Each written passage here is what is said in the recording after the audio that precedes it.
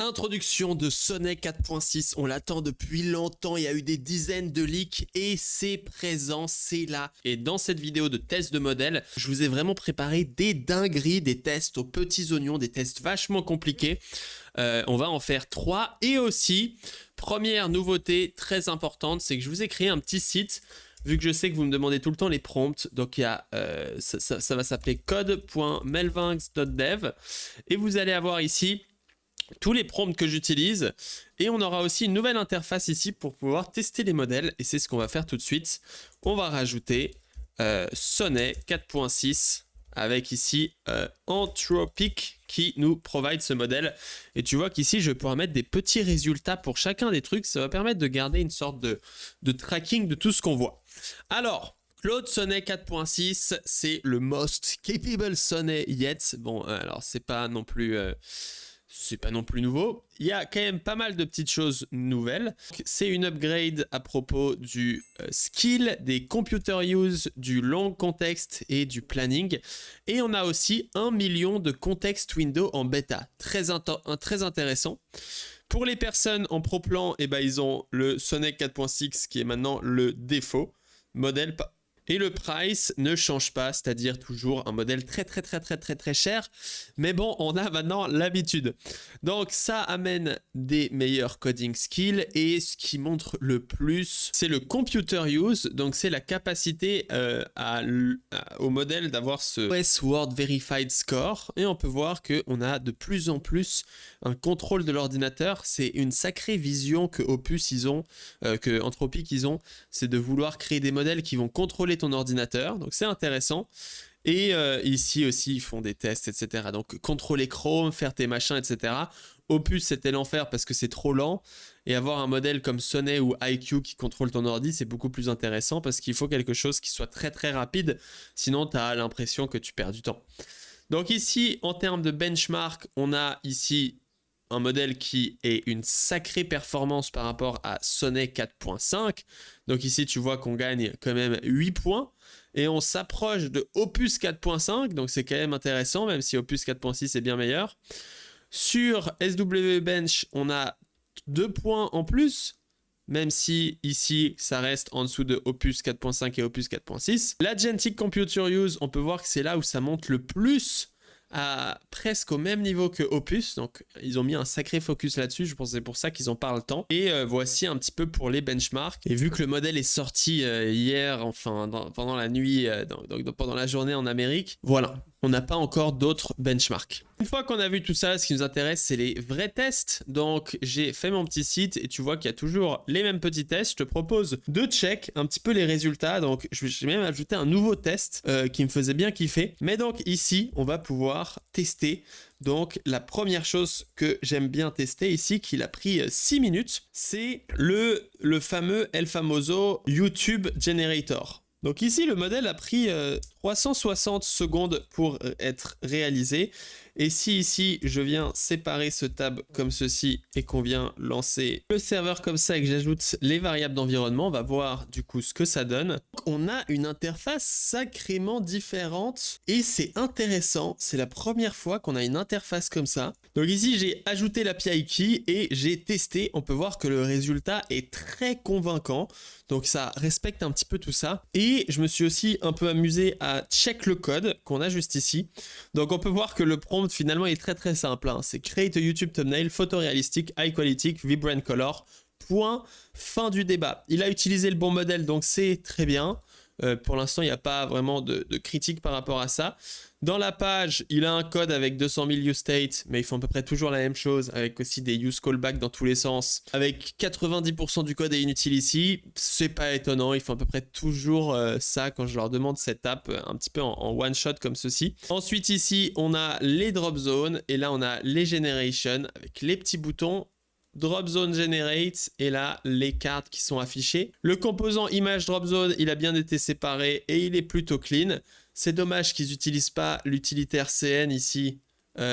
Tu vois que ici il m'écrit du code hardcodé, ce qu'il a tendance à faire de manière constante, donc c'est pas non plus incroyable, enfin c'est pas non plus choquant, mais voilà, ça fonctionne super et franchement je trouve que c'est la meilleure implémentation. Donc là vous voyez dans le style, je trouve que dans le respect du mot minimaliste, simple, là, c'est simple, ça respecte moins mon UI parce que du coup, il y a cet input. Et là, il a vraiment fait cet input intégré et c'est la première fois que ça me fait ça. Et je trouve ça vraiment, vraiment très intéressant, malgré le temps qui n'a aucun sens parce qu'il a pris énormément de temps juste ici. Donc, on peut voir ici, il a pris 360 secondes. Donc, bon, en fait, ça va. Il a fait pour moi un 100% et un one-shot. Donc ici, c'est un peu le premier résultat de Sonnet qu'on a juste ici. Si je devais rajouter Opus 4.6 qu'on va rajouter aussi ici, il avait pris à peu près autant de temps, hein, 360. Mais pour moi, il a un moins bon score parce que l'UI est un peu moins cool. Si là, je dois comparer les deux. L'UI est respecté, mais cette UI, c'est vraiment la perfection. Et il avait aussi one shot comme ceci. Donc pour un modèle moins cher, ça reste quand même très intéressant. On va maintenant passer au SpongeBob. Donc le SpongeBob, il est juste ici. Alors je l'avais testé juste avant et j'avais oublié de remettre play à la vidéo. Mais ici, je lui ai juste fait déjà un retour parce que l'application ne se chargeait pas. Tu peux voir qu'ici, il y avait une erreur tout de suite. Donc je lui ai fait son petit retour. Il a modifié le code ici. Et déjà, ce qu'il fallait dire, c'est qu'il a pris 20 minutes. Il a pris 20 minutes pour faire le SpongeBob, donc c'est un des plus longs qu'on a pu avoir. 20 minutes x 60 secondes, c'est 1200 secondes, donc c'est vraiment très très long. Alors, on refresh, et on peut voir le résultat juste ici. Alors ici, encore une fois, on a des lights qui sont invivables, donc ici, je vais lui faire un screenshot. Les lights sont très mauvaises, on voit rien. Donc on est déjà à 3 shots, on a déjà fait 1, 2 et c'est le troisième prompt qu'on fait juste ici. Et en attendant, on va aussi afficher la version de Opusito, hein. Opusito qui est juste ici, qui a été quand même la version pour moi qui a le plus respecté ce que j'ai fait. On va le drag and drop ici. On peut voir qu'ici en plus il y a un shader de zinzin, mais je trouve que les caractères quand même, pour 3 caractères one shot, la maison du calamar ici elle est parfaite, cette maison elle est très bien. Lui il est quand même pas trop mal, quoi, il survit et ça respecte pas mal le prompt. Pour rappel, le prompt vous pouvez maintenant le trouver juste ici. Donc si on va check SpongeBob 3JS, tu peux voir qu'il y a quand même pas mal de petites lignes et qui permet d'avoir le prompt principal juste ici. Alors là, il a corrigé son shader pour voir la nouvelle version. On refresh. Et là, on a quelque chose de bien plus stylé. Alors, c'est marrant pour voir la différence. Donc, et franchement, c'est sympa. Mais on peut voir qu'il y a quand même un peu moins d'effort, hein. Le Patrick ici et le Patrick ici. Ce Patrick-là, il a le short. Il a la bonne couleur et tout. Le Patrick de Sonnet, il tire vraiment la gueule, hein. Celui-ci, il est quand même pas mal. Je préfère presque celui-ci dans le concept. Et notre Bob l'éponge nationale, lui, il a quand même rien à voir. Donc, niveau score, c'est quand même bien moins bien. Mais je pense qu'en travaillant un petit peu, la maison aussi, là, est bien moins faite. Mais ça reste quand même un super résultat. Si on compare avec des modèles Codex, par exemple, alors lui, je pense qu'il bouffe toute ma RAM. Mais voilà, Codex était quand même meilleur, hein, franchement. Le Patrick et tout, Codex, c'était quand même bien meilleur. Il manque juste le sol ici. Mais c'était bien meilleur. Et si on compare avec des modèles open source comme ZAI, donc ici, voilà, ici, on n'est pas sur le même style. Donc on a quand même un résultat qui est pas trop mauvais, mais qui est quand même moins bon que Opus. Donc ici, en 3 shots, il a fait un 70% qui est à peu près ok. Si on compare avec Opus, alors je sais plus exactement combien de temps il avait pris, on va mettre 1000. Lui, je le trouve quand même meilleur et il m'avait aussi fallu 3 shots si je me rappelle dans ma vidéo. On va tester le Bouncing Ball Polygone. Ça, c'est juste niveau maths et logique, s'il gère un petit peu. Donc, troisième test, et après, on va passer au vrai test solide de la mort. Alors, moi, je ne veux pas ouvrir ça. En fait, je vais ouvrir le Finder. Donc là, on a la version de Sonnet de cette Bouncing Ball, et waouh, ok, c'est plutôt parfait, hein. Il n'y a pas grand-chose à dire, ça respecte exactement. Alors, j'ai l'impression quand même, si je suis pas fou, qu'il m'a pas mis des sliders. Est-ce que j'ai demandé même de mettre des sliders? Non, j'ai pas demandé de mettre des sliders pour changer la vitesse, mais la physique est parfaite. On se rappelle avec Opus quand on s'était un peu amusé et un peu brainstorm et tout ça. On avait fait tout ça. Alors tu vois que peut-être que je devrais demander au modèle de, un peu en 2 prompts, de venir rajouter ces menus juste ici. Je vais venir lui dire, on va tester. Rajoute ces menus pour configurer la ball. Hop. On lui envoie l'image. Donc on peut voir qu'ici, il avait pris 5 minutes 33. Donc 5 minutes 33, tout secondes, ça fait 333 secondes d'après lui. Et il a plutôt one-shot son histoire. Hein. Donc ici, 333 secondes, score 100%, shot one. Opus avait fait la même chose, je sais plus combien, mais il avait aussi tout fait en one-shot. Donc il n'y a pas trop de soucis là-dessus. C'est un très bon modèle par rapport à la logique, donc la compréhension en général de cet exercice. Et on peut voir que si on lui rajoute du coup un petit truc, il est très très lent. En plus là j'avais activé le 1 million token context. Alors ça change rien avant que tu dépasses la limite. Mais une fois que tu dépasses les 200K, en fait tu peux continuer à travailler. Donc là on peut voir qu'on a le résultat. Et si je refresh, hop, très joli, très très joli l'interface. Ça, je peux augmenter le bounce, je peux augmenter le speed et je peux rajouter des balls. Voilà, c'est parfait, la physique est parfaite, le modèle est vraiment très bon. Donc il n'y a rien à dire là-dessus, c'est génial. Quatrième prompt que je me suis un peu amusé. Alors pourquoi est-ce que du coup on a perdu le testing prompt? Si je me suis amusé à faire un time zone checker, donc qui permet ici de comparer les time zones où le modèle a 100% de liberté. Donc créer une time zone qui permet de voir la différence avec un truc. Donc on peut ajouter des capitales, chaque city a une time zone et on peut filtrer, etc. Ça affiche la city name, le 24 hour grid qui représente la journée. Clicking a card header la met en primary, etc. Overlap logique. En desktop, les cartes sont horizontales. Mais je pense ici que j'ai manqué quelques infos. Ok, donc ce qui est intéressant avec ce projet, c'est qu'il a une liberté totale. Donc ici, on peut voir les différents temps que les modèles ont pris. Donc ici, je vais t'afficher tout de suite le coding tool. On va rajouter un modèle ici que j'ai testé, c'est-à-dire Codex. Codex est en quelle version actuellement 5.3, Codex 5.3, OpenAI. Et ici, on va rajouter un nouveau prompt. Ah non, pardon, c'est Time Zone Checker. Donc là, on peut voir dans les résultats que Codex a pris énormément de temps. Il a pris 12 minutes x 60 secondes. Ça fait 720 secondes. Et on va tout de suite tester sa version pour comprendre un petit peu la base. Donc voilà exactement ce que j'ai demandé. Alors encore une fois, tu peux retrouver le prompt ici, Time Zone Checker. Donc moi, je veux pouvoir ajouter des time zones. Donc ici, c'est ce qu'il a fait. Et ensuite, je veux pouvoir voir le temps. Ce qui est intéressant avec ce prompt, contrairement à l'autre, c'est qu'ici, j'ai précisé au modèle, tu as une liberté totale dans ta manière de faire ça. Donc en fait, si on regarde ici le style, c'est Full Creative Freedom, Creative, Typographie, etc. Créer la meilleure UI UX. Donc ici, la version de Codex, elle est top. Hein, ça affiche bien ce que j'ai dit. Donc là, tu peux voir que typiquement, tu peux ajouter une city. Donc là, hop, on peut ajouter par exemple San Francisco. Ensuite, je peux cliquer ici pour le mettre en primary. Et je peux supprimer là et voir en fait exactement. Donc c'est cool, il m'a même affiché l'heure que c'est actuellement. Donc actuellement, chez moi, il est 10h. À San Francisco, il est 18h. Et du coup, on peut voir quand c'est les moments de wake up. Ici, on peut changer les settings. Donc là, je peux changer le format. Working start, working end par exemple à 23h. Ah non, il y a le working. Ok, donc par exemple, je commence à travailler ici jusqu'à 16h. Et ensuite, je wake up à 7h et je viens me coucher à 11h du soir. Et donc à ce moment-là, on peut voir un petit peu le matching zone. Donc ici, tu peux voir qu'en fait, on est en matching de wake up, mais on n'est pas en matching de réveil. Ok, donc voilà un petit peu l'interface de GPT-5 pour voir un petit peu l'UI. On va faire la même chose ici. Alors lui, peut-être qu'il m'a lancé le serveur. On le connaît, c'est un margoulin, mais on va le relancer. On va essayer en tout cas. Donc ici, port 5178. Donc cette fois, la version de Sonnet qui a été faite du coup, on n'oublie pas, en 5 minutes 18. Donc 5 minutes 18 secondes, tout seconde, ça fait 316 secondes. Donc là, on pourra mettre le shot après. Mais Sonnet ici, il a fait 316 secondes. Et franchement, son application est top. Ça affiche aussi du coup ses cases. Il affiche aussi l'heure que c'est actuellement. Dans les settings, les settings sont beaucoup plus jolis. Il avait un total freedom.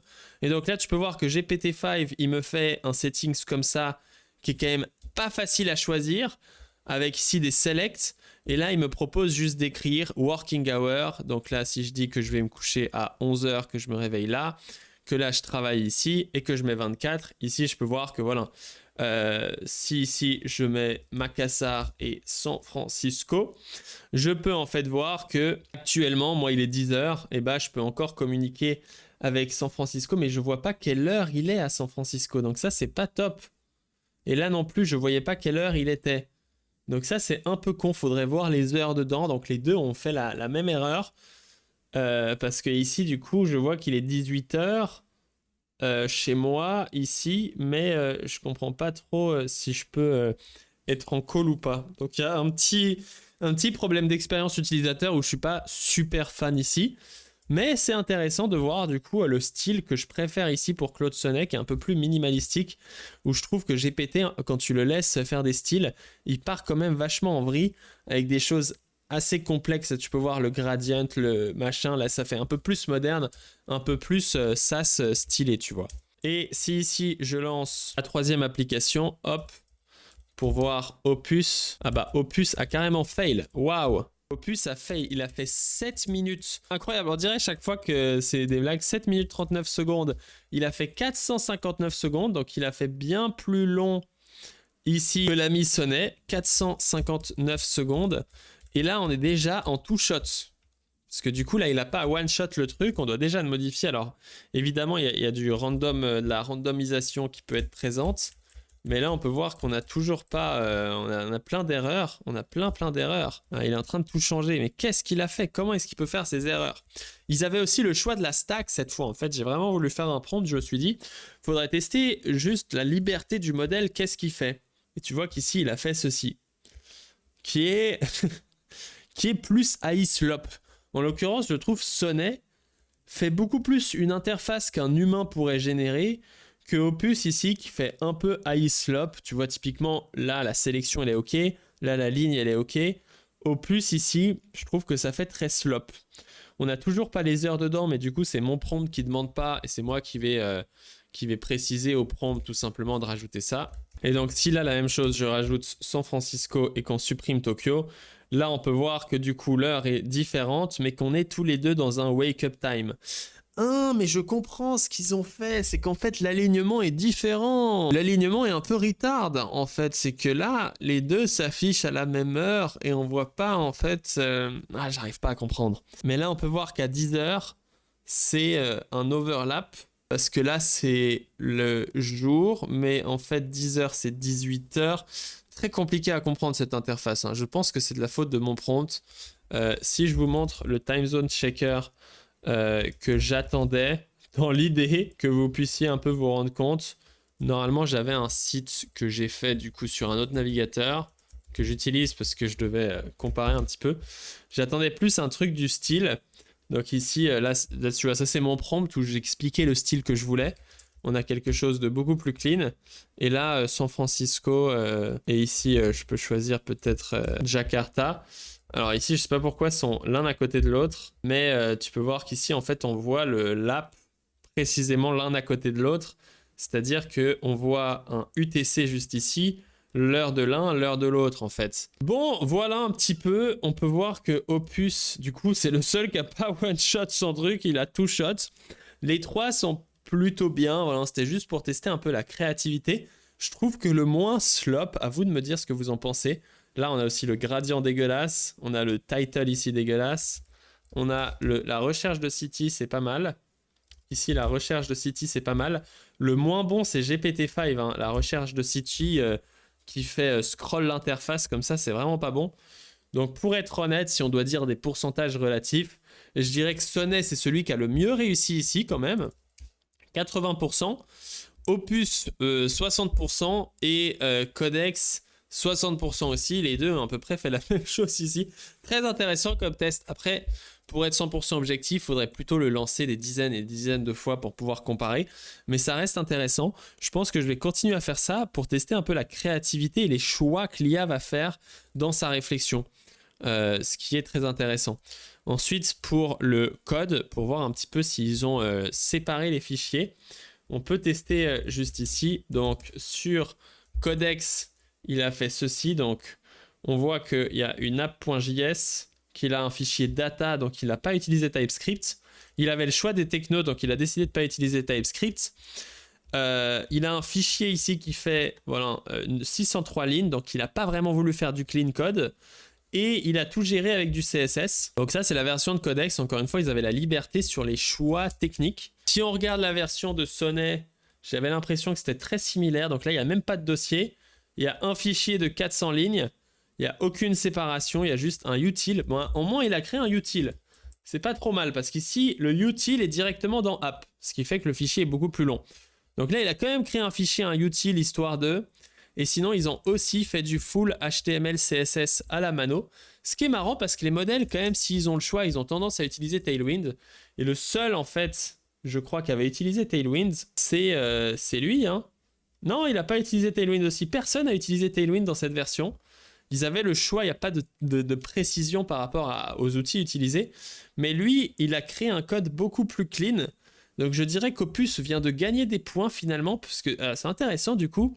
C'est que là, si on regarde les deux autres, ils ont fait un code avec un fichier app de 600 lignes, ce qui est évidemment dégueulasse. Opus a un fichier LAN de 115 lignes. Il a un composant City Search, Settings Panel, Time Zone Guide. Ça, j'ai pas regardé sur Opus. Ah, le Setting Panel de Opus est aussi bien meilleur que celui de... Ok, on va rajouter des points pour Opus quand même. Il a fait un bon travail. Codex, c'est vraiment le pire. Il a non seulement un mauvais code, Codex, mais il a aussi une mauvaise expérience. Donc je dirais même 75 parce que l'expérience est quand même bonne de ça et de la recherche qui vient pas faire tout laguer. Il a créé du code en TypeScript alors que les deux autres, ils ont créé du code en JS. Il a créé même des hooks pour stocker dans le local storage, donc très très smart. Et les deux autres, ils n'ont même pas de local storage. Hein. Oui, ils ont tout mis dans le local storage. Donc j'ai demandé, mais tu vois que là, le local storage est dans app en mode dégueulasse. Ici, le local storage, il est dans le hook local storage et derrière, on utilise le hook. Donc Opus a ici un énorme clean code par rapport à Codex, c'est impressionnant. En fait, c'est un test méga intéressant. Parce que là, du coup, le prompt précise bien. Donc si je lui dis quelle partie dans le prompt précise la liberté du modèle, que je vous montre, hein, parce que ici c'est moi qui travaillais sur la création du prompt, donc dans le AI Coding Doc, c'est le projet code.melvinx.com. Full Creating Freedom, Full Creative, et il faudrait que je lui dise Full Create Add for next time, Full Creativity about the code, clean, separation, techno and everything. Parce qu'en fait, je lui ai pas dit d'utiliser React ou quoi, hein. On peut voir ici, ça lui dit, voilà, tu dois utiliser Vite, Vue, Svelte ou similar. Et là même, Vite plus React, c'est trop tendancieux. Précise juste Popular Web Framework, un truc du genre. Interdit juste le Vanilla JS. Voilà. Je vous laisse tester le prompt si vous avez envie. Je vous le mettrai là. Donc, je l'aurai un peu modifié ici. Je vais le modifier au fur et à mesure. C'est comme ça un peu qu'on a des tests. Et là, je lui ai enlevé l'outil. C'est juste que je veux pas qu'il fasse du Node.js parce que dans mes premiers tests, il faisait du Node.js. Attends, je t'arrête 2 secondes pour te montrer cette masterclass. Tu peux accéder à cette formation pour setup, Cloud Code, ma configuration sur Windows, macOS et apprendre plusieurs choses sur l'IA qui vont être essentielles comme le fonctionnement des agents et j'en passe. Pour ça, il te suffit d'aller sur mlv.sh/fa comme ceci sur n'importe quel navigateur et tu vas directement arriver sur cette page, tu vas pouvoir t'inscrire et accéder directement à tout ça 100% gratuitement. N'attends pas, inscris-toi tout de suite et maintenant on peut reprendre la vidéo. Ok, maintenant qu'on a fait tout ça, on va tester la feature la plus compliquée de tout ce que j'ai testé depuis le début. J'ai ici créé 3 environnements de dev avec Sonnet, avec Opus et avec Codex. Donc ici sur le code. Et ce que j'ai demandé, c'est de rajouter un referral system. Alors on va check le prompt.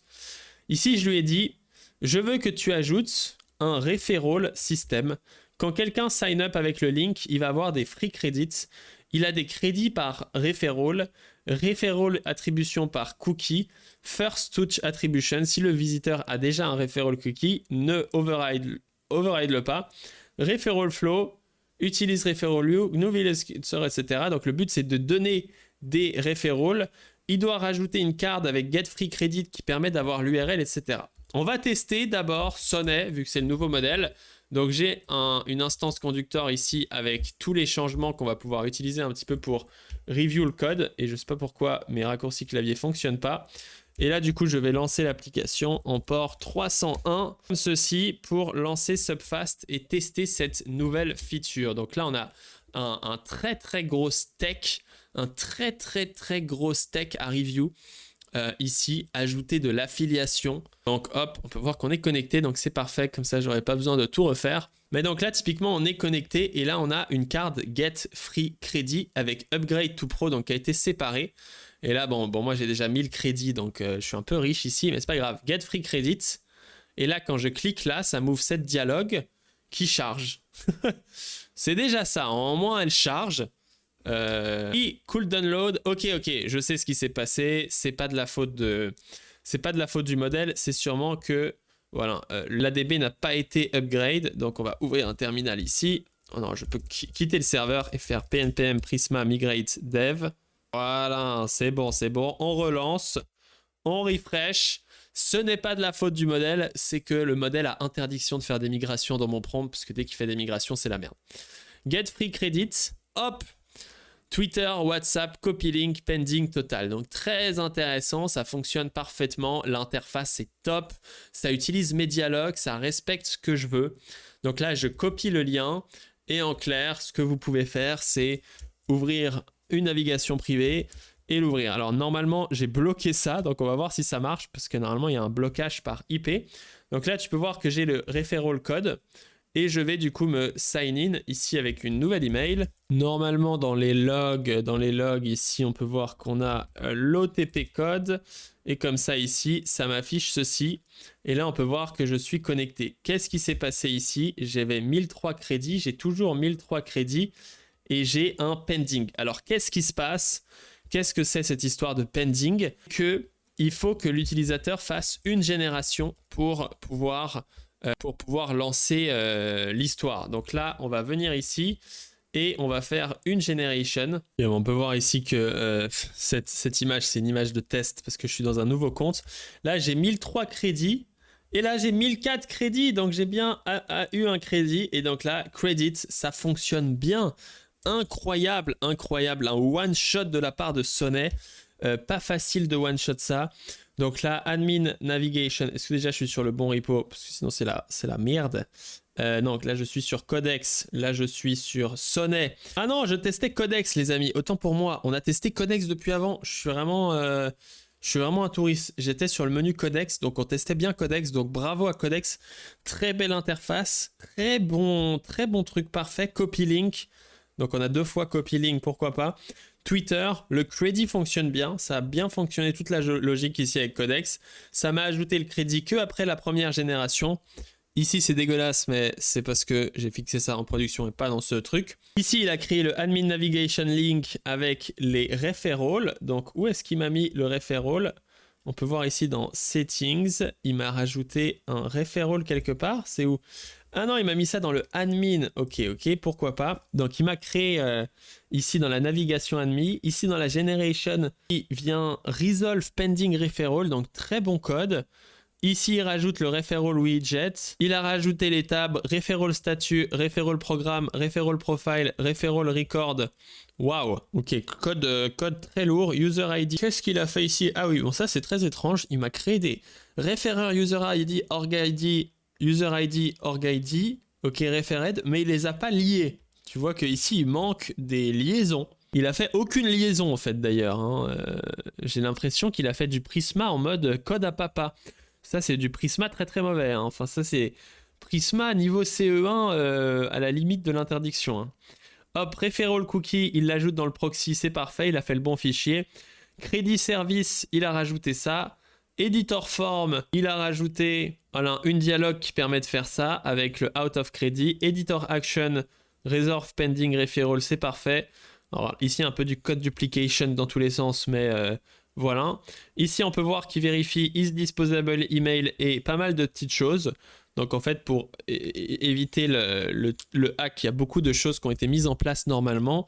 On peut voir dans le prompt, hein, ça lui dit fraud prevention, il y a email validation, rate limiting per referrer, delayed credit attribution, IP as a soft signal, self-referral blocal, credit reversal et referrer deletion. Alors bon, en l'occurrence, j'ai réussi à me self-referral la gueule, donc bon. Il a rajouté des tests, Il a rajouté ici une action. Il a rajouté une page admin settings, intéressant. On peut aller voir cette page admin, mais là, c'est quand même du beau boulot. Donc, je vais dire, ici, on va demander rapidement. Ok, je me suis ajouté l'administration de l'application comme ceci avec ce compte, normalement. Bon, c'est pas très grave, je vais pas pouvoir passer 2000 ans, mais en tout cas, ça fonctionne très bien. Referral email ici, ça vient vérifier tout ça. Il a créé un dossier feature. Donc, le code est plutôt clean. On va tester ici Sonnet 4.6, qui était quand même l'objectif de cette vidéo. Donc ici, je vais faire pnpm prisma migrate dev, comme ceci. Et ici, je vais lancer... Donc lui, tu vois qu'il a déjà fait... Alors soit il a déjà créé des migrations, soit il m'a niqué, mais dans tous les cas, ici, il n'y a pas besoin de faire autre chose. Donc là, on lance le port 3002. Ils ont chacun une DB différente, donc normalement, tout ne sera pas setup pareil. Et donc ici, on va pouvoir voir ce que ça donne pour la version de Sonnet. Alors hop, on peut voir que la DB fonctionne toujours, on est bien connecté. Et ici, on a du coup toujours ce upgrade. Donc là, tu peux voir que Sonnet a fait une plus grosse erreur que Opus. Parce que ce upgrade ne devrait plus être là. On a bien le upgrade to throw et get free credits. Mais ici, on a en plus le upgrade. Ça fait beaucoup de boutons. Donc déjà, ça, c'est un fail. Ensuite, ici, on peut voir que le free credit est automatiquement ajouté. Avec ici, une logique un peu plus bonne que celle-ci. Donc dans l'idée, parce que ici, on a copy link. Donc 2 fois la même chose. Ici, on n'a qu'une seule fois, on a Your Referral, donc interface un peu plus, un peu différente. J'aurais envie de dire, je préfère cette partie-là de Codex, je préfère cette partie-là de Sonnet juste ici. On peut voir ici que ça me met l'URL de prod, alors qu'ici, ça me met l'URL locale. Donc ici, on a une erreur. Pourquoi est-ce qu'on a l'URL de prod? C'est clairement une erreur. Je ne peux pas tester l'application, en fait. Ici, l'URL de prod est affiché au lieu de l'URL locale. Hop. Bon, du coup, ça, c'est une erreur, mais on peut quand même récupérer le referral juste ici et créer un compte. Donc ici, localhost 3302 avec le référeur. Ici, on est connecté go to dashboard. Donc là, quand je crée un compte, ça devrait me dire juste ici, si je refresh la page, on peut voir que c'est en train de charger, donc ça charge bien. On a 0 total, 0 pending, 0 credit. Est-ce que je suis bien sur la bonne URL? Oui. Donc, qu'est-ce que ça veut dire? Ça veut dire qu'ici, il n'y a même pas de pending, donc j'ai peur que ça ne marche pas. Je vais essayer quand même sur un autre navigateur ici, parce que s'il a fait le check correctement, normalement, j'ai pas le droit de venir m'ajouter des crédits tout seul, tu vois. Donc là, si je viens ici mettre... Donc là, il a fixé son localhost. Hein. Là, je viens sur cette page. On vient ici sur Safari. S'ajouter la connexion. Là, on a le token. On a toujours 0 crédit juste ici qui ont été rajoutés. Est-ce qu'il faut générer la première miniature? On va tester ça. Hein. On va rajouter... Donc là, on a la petite thumbnail qui a été générée. Et si je refresh, est-ce que j'ai gagné des crédits? J'ai pas gagné de crédit. Et ici, j'ai toujours pas le crédit sharing qui a été activé. Donc à savoir, en tout cas là c'est pas le top du top. Si on regarde le code, il a rajouté aussi la page admin, donc ça c'est très juste. Il a rajouté ici s'il y a eu un succès, donc ici generation generate, s'il y a eu un succès ça l'ajoute, un peu moins clean que Codex. Le code de Codex était clairement plus clean ici. Org sidebar, ça il a rajouté ça mais il a oublié d'enlever cette partie là. Ça, c'est top. Du coup, il a rajouté le cookie setter. Cette fois, il l'a ajouté en fait dans la page, dans la landing page, au lieu de l'ajouter dans le proxy. Donc là aussi, Codex avait clairement un meilleur code. Redditor, out of credit prompt, ça c'est juste. Ça, c'est smart. Il a rajouté ça.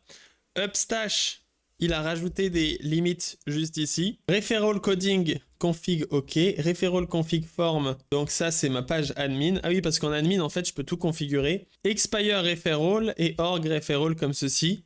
La migration qu'il a fait lui-même. Et là, dans le code qu'il a fait, il a aussi fait un code de zinzin de merde. Referral org, il n'a pas du tout mis les liaisons. Je sais pas pourquoi, quelle est la maladie qui les a piquées pour oublier de mettre des liaisons. Alors, soit je suis un touriste, il a créé un nouveau fichier, soit je suis un mongol et c'est moi qui l'ai pas fait et eux ils font comme moi, soit c'est des mongols et ils font n'importe quoi. Ici, c'est n'importe quoi. Out of credit prompt, disposable email domain, donc là, il a géré tout ça. Referral config, referral cookie setter, referral floating button. Ok, avec le upgrade to pro. Ouais, en général, ici, Sonnet a fait un code clairement moins clean, sans parler du fait que Sonnet a passé un temps de fou. Hein. Sonnet a passé 33 minutes sur cette feature. Codex, malheureusement, j'ai pas la data, mais je sais que c'était aussi très lent. Mais 33 minutes sur la feature pour me faire une feature pas très bonne comme ça. Donc ici, subfast test. Ici, j'ajoute ça, hein, on a 33 minutes, ça fait 1980 secondes, avec un score ici de 30%. Et il a fallu déjà 2 shots juste pour fixer l'erreur. Alors que Codex ici, je sais pas combien il a pris de temps, donc je peux pas trop mettre ici. Score, ici on est clairement sur du 80%, il y a presque tout qui est juste en one shot. Maintenant le dernier challenge c'est Opus, on va voir s'il a fait la migration. PS PNPM Prisma Migrate Dev. Ok, donc il a aussi run la migration, ce qui est une erreur. Moi je préfère Codex qui lance pas la migration. Pour le coup c'est très juste comme behavior en one shot ici de cette feature. Et là du coup on lance localhost 3303 qui est la version de Opus. Donc là on peut voir que je suis déjà connecté, ça me met la login pour m'afficher dans le dashboard. Et là du coup c'est déjà un peu plus smart. Il a gardé l'ancien upgrade, ce qui est ok. Moi j'aimerais bien avoir ce bouton upgrade peut-être séparé. Et il m'a mis le get free credit. Quand je clique ici ça charge. Et là on peut voir que c'est beaucoup plus proche de ce que Opus, de ce que l'ami Codex a fait. Alors là encore une fois l'URL c'est l'URL de prod, donc on a déjà une erreur en plus de la part de Opus. URL de prod affiché au lieu d'afficher l'URL de dev. On a le ShareOnX WhatSite copy, donc on peut voir que les deux gèrent la même chose. Et ici on a le total pending qui est plus joli que cette interface là pour être honnête, et clairement plus joli que cette interface là qui est de toute évidence pas très jolie. Donc ici, lui, il va nous compacter la conversation. Donc on peut voir qu'on avait atteint la limite. Avec Sonnet ici, on avait dépassé la limite, mais on avait utilisé Sonnet 4.6. Donc ici, on a le referral qui est juste là. On va tout de suite tester. Donc on va aller sur Safari à nouveau. Et on va aller ici sur localhost 3303 https http:// localhost3303. Et ici, on a cette magnifique interface. Donc, on est bien sign out. On vient ici cliquer sur sign in. Melvinmal plus test9999@gmail.com. Donc là, on teste toujours la version d'Opus pour les gens qui quitteraient la vidéo à ce moment. Et je sais pas si la caméra est toujours en train de fonctionner. Ça fonctionnasse. Donc là, on a l'application qui a été lancée. Ici, si je refresh cette page, j'ai toujours pas de crédit total ici. Ok, donc il a ajouté des logs, le petit Opus, juste pour qu'on voit si c'est une duplication en fait. La question c'est est-ce qu'il détecte que j'ai cheaté et que je suis avec le même navigateur ou pas.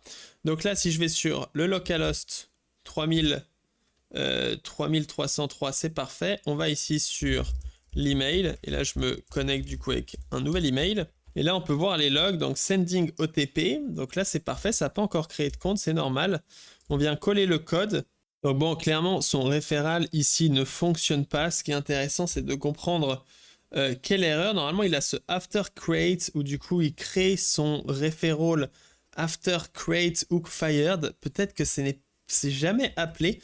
Donc la méthode, je ne sais pas comment a fait Codex, mais la méthode de Codex a l'air d'être plus stable parce que ici, quand je prends du code et que j'essaie de lancer comme ceci, en tout cas en one shot ici, on n'a pas quelque chose qui juste fonctionne quoi.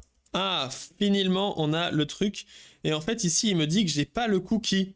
Donc vous voyez qu'on a un bug encore plus complexe. C'est que là ici il me dit pas de cookie. Donc il n'y a rien qui se passe. On peut voir ici, hop, pas de cookie, pas de chocolat. Alors que j'ai bien utilisé le token. Donc la question c'est comment il gère le cookie. Ce que a fait très bien Codex ici, c'est qu'il a utilisé le proxy. Et lui il m'utilise un referral tracker. Ce qui est de la merde. Évidemment qu'on ne veut pas de referral tracker. Si on a le proxy qui est setup, on ne va pas vouloir utiliser ça. Alors même si ça pourrait fonctionner, déjà pourquoi c'est pas dans le layout, pourquoi il n'y a que la landing page qui fonctionnerait. Et là il n'y a même pas la page admin de la part de Codex. Donc clairement sur cette feature, on est sur un 90% ici. Qu'est-ce que j'ai dit ? 90% Codex. Et là après 3 attemptes, on est sur un 30% aussi. La feature est vivante. On est très loin d'avoir quelque chose qui fonctionne. Et si on regarde le temps qu'il m'avait pris, il m'avait pris 20 minutes, je crois. Donc 20 minutes tout secondes, ça fait 1200 secondes. Donc un petit peu pour comparer, Codex est le seul qui a réussi à utiliser la bonne logique. Donc on va arrêter les cauchemars. On va arrêter les cauchemars. On a assez souffert. Parce qu'ici, on n'est clairement pas sur quelque chose qui a bien fonctionné. Ça n'a pas été one shot, ça n'a pas bien fonctionné. Donc, on est clairement sur un échec de ces deux modèles contre Codex qui a clairement gagné le trône de cette dernière tâche, ce qui est très intéressant. Donc, voici un petit peu pour cette différente update. Donc, voilà une vidéo très longue, très complète. Le but, c'est vraiment de te partager tout ce que je peux. Donc, encore une fois, si tu veux tester les prompts, tu peux aller sur ce site. J'ai aussi mis les systèmes prompts des différents outils, Claude Code, Codex, Cursor, tous ces trucs. Un petit site pour mes expériments, c'est vraiment cool. Et comme ça, on peut avoir un peu votre opinion. Donc, sur ce Sonnet 6, à noter quand même pour les petites choses qu'on a du coup ce modèle en 1 million de contextes. Mais faites attention parce que le 1 million de contextes ici est build comme extra usage. Donc 6 en input, 22 $ en output. À partir du moment où vous dépassez la limite, ce qui fait que vous allez devoir utiliser votre abonnement. Alors moi, je ne sais pas si ici j'ai fait un hack du futur qui fait qu'il ne me build pas mon extra usage même quand j'en fais. Parce que j'avais utilisé les variables d'environnement. Parce que ici, si on fait /usage, vous allez du coup voir que ça m'a utilisé ma limite de Sonnet. Et là, on peut voir que mon crédit balance, il est toujours à 50 $. Donc j'ai dépensé 0. Alors que ici, je suis bien à 24% de contexte. Et quand vous faites contexte comme ceci sur Sonnet 4.6 1 million, vous pouvez voir que je suis bien à 235 000 tokens. Donc je suis bien en train de dépasser la limite. Mais ce que j'avais fait ici pour activer le 1 million de tokens, je ne sais pas si c'est un hack qui va fonctionner très longtemps. Je pense pas, franchement. C'est que j'ai directement ici... Alors pourquoi on a des couleurs ici, c'est pas très grave. J'avais ajouté ici Claude Default Sonnet Model 4.6, 1 million de tokens comme ceci. Ce qui permettait d'avoir le modèle Sonnet avec 1 million de tokens par défaut. Et donc ici, c'est ce qu'on avait juste ici. Et ça m'a pas build mes extra tokens pour l'instant, donc pourquoi pas. Voici en tout cas l'avis. Ça a l'air d'être un très bon modèle. Alors on peut voir ici que sur cette feature très complexe, hein, c'est quand même, quand tu regardes la gueule de la feature, gérer les cookies, etc., c'est quelque chose de pas facile du tout. On peut voir ici que Sonnet a clairement échoué. Opus a aussi échoué. Donc on peut se dire que Sonnet semble quand même assez proche de Opus dans l'échec et que Codex leur a roulé dessus en termes de complexité sur cette feature concrète. En tout cas, Sonnet, dans mon expérience aussi, était parfois un peu lent, peut-être parce que beaucoup de gens sont en train de tester aux US actuellement, vu que c'est le matin. Il n'était pas super rapide, ce qui n'était pas, Sonnet était beaucoup moins rapide que Opus. Hein. Opus avait fini la feature en 20 minutes, Sonnet 33 minutes pour un truc qui marche pas. Autant vous dire que ça met le smile au minimum. En fait, je peux pas te laisser tout de suite. J'ai oublié un truc à te partager très important. Donc, si ici, je te partage mon écran, on a deux autres modes qui ont été rajoutés juste ici. Donc, je t'en ai un peu parlé dans la vidéo, mais quand on fait /modèle, vous avez maintenant 5 modèles qui sont affichés juste ici. On va avoir Opus, qui est le défaut. On va avoir Opus 1 million, qui est Opus avec 1 million de contexte. Sonnet 4.6, ici, Best for Everyday Task. Sonnet 1 million de contexte et IQ comme ceci, celui-ci qui n'a pas de variante. Et donc là, ce qu'on peut voir, c'est que déjà, on peut set l'effort de thinking maintenant sur Sonnet et Sonnet 1 million. Et là, on peut voir qu'on a une information build as extra usage. Qu'est-ce que c'est le extra usage? Si vous allez sur votre app Claude, en fait, ici, il y a extra usage avec combien vous dépensez. Donc, il y a vos limites principales. Et il va y avoir les extra usage ici que vous dépensez. Maintenant, le problème, c'est qu'apparemment, quand on utilise ce Opus 1 million ou Sonnet 1 million, ça utilise cet extra usage. Alors, pour l'instant, et cette information n'est pas définitive, parce que c'est un abonnement qui change et c'est un produit qui change. Pour l'instant, dans mes tests, je n'ai pas été build. C'est-à-dire que j'avais fait un post Voilà, juste ici, avec les 200 000 tokens. Et apparemment, voilà, pour activer le 1 million avec le subscription plan, tu dois activer le extra usage sur ton plan. Et j'ai testé avec un modèle en utilisant ici Claude Sonnet 1 639 000 tokens. Aucun de ma usage était utilisé et ça a juste utilisé le usage de son abonnement. Donc qu'est-ce que ça veut dire? Je suis pas sûr. Et comme il a dit, actuellement, voilà, actuellement ça prend pas, mais d'après la doc, ça devrait te prendre ce extra usage. Alors voilà, si c'est le cas, c'est problématique et ce sera pas très utilisable parce que vu le prix de Opus, ici 6$ et 22,5 et 10$ et 37$, c'est-à-dire que tu finis le contexte, t'en as pour 22$ à chaque session, c'est évidemment invivable. Pour l'instant, il n'y a pas de truc et il y avait aussi pendant un moment 50$ gratuits, donc si tu les avais pris comme ça, t'es pas trop stressé. Mais en tout cas, tu as les infos, tu peux maintenant utiliser ce 1 million, donc soit ça utilise ton abonnement, soit ça utilise les 50$ gratuits, soit ça utilise ta carte de crédit. Dans ce cas-là, faites bien attention. Dites-moi ce que vous en pensez, on se retrouve bientôt, ciao ciao.